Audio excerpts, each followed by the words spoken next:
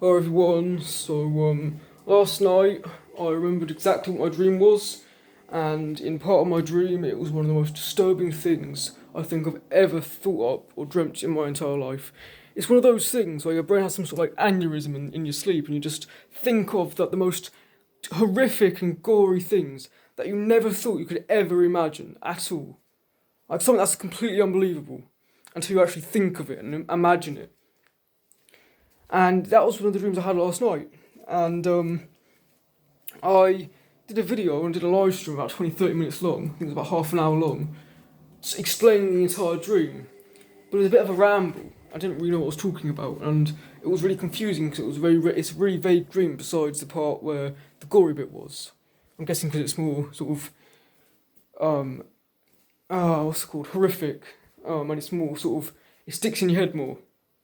Um,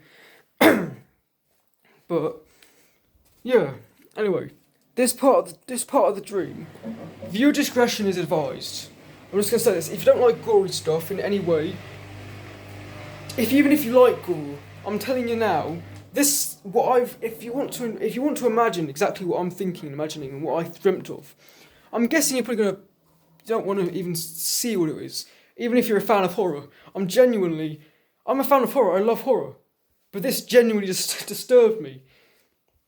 Obviously no one's gonna just think of the same stuff that I dreamt, which is good. But basically, there was part of the dream where I was in sort of this field, and I was sort of seeing it from like a diagonal bird's eye view, like that, from like the sky.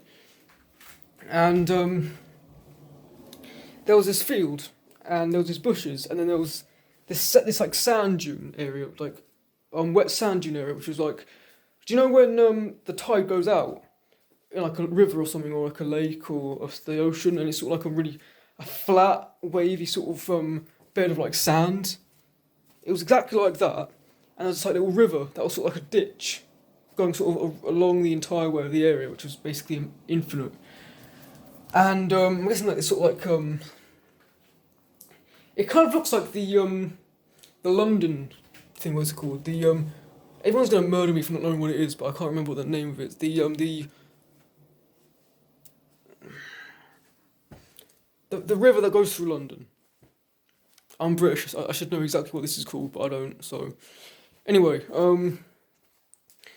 so there was these like old abandoned cars, and these old abandoned sort of trucks, vehicles, and there's this one vehicle that was a Bishu Marama, or whatever you call it, Marama, which is basically a beam to drive vehicle, and I think it was like a sort of like a light blue colour, like the default sort of colour for it, and it's a right hand drive car. It's a right hand drive car, and the front left side of the vehicle is crushed all the way back almost to the B pillar, like it's been in some sort of serious car accident. And the steering wheel, the dashboard is sort of folded in on itself like that because of the way the vehicle's crushed, and the steering wheel was sort of out the window, and the passenger seat was all completely folded up. That's very vivid thing I can remember. But then there was this doctor.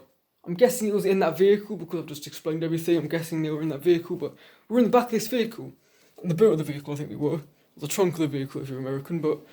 And even though it was like a tiny vehicle, we could still stand up, like it was in like a house.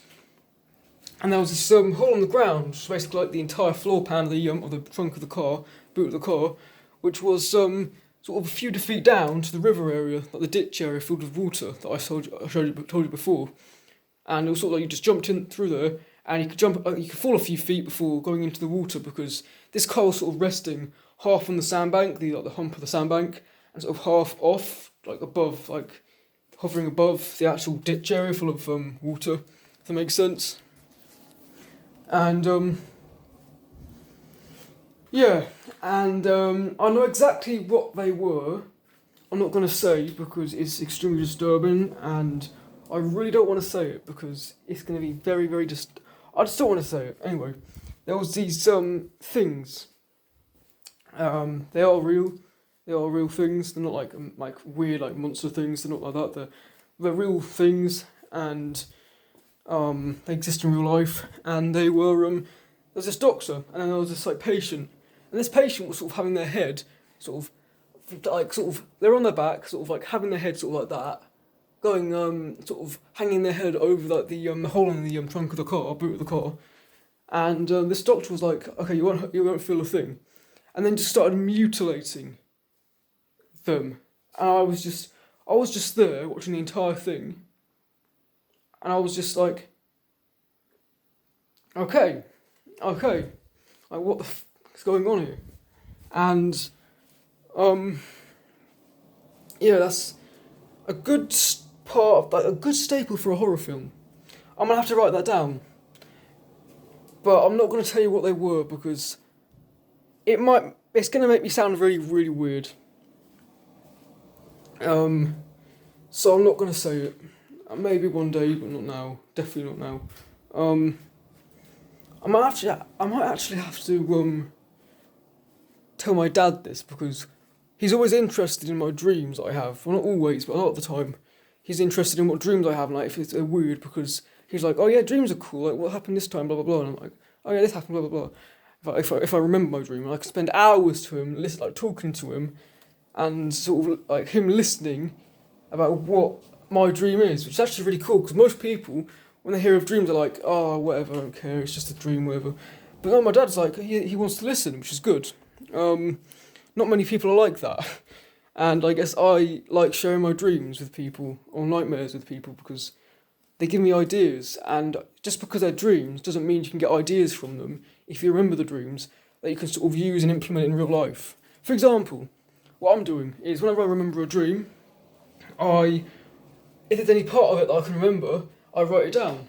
And maybe at some point, I can go back on it, and if I want to create like a short film or whatever, or a horror film story, I can go back and look at the ideas and be like, oh yeah, that part can be like sort of maybe used in this part or that part or whatever of the film or short film or horror film, and it all gives me an idea.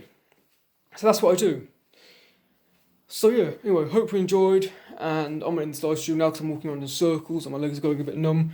So yeah, bye guys.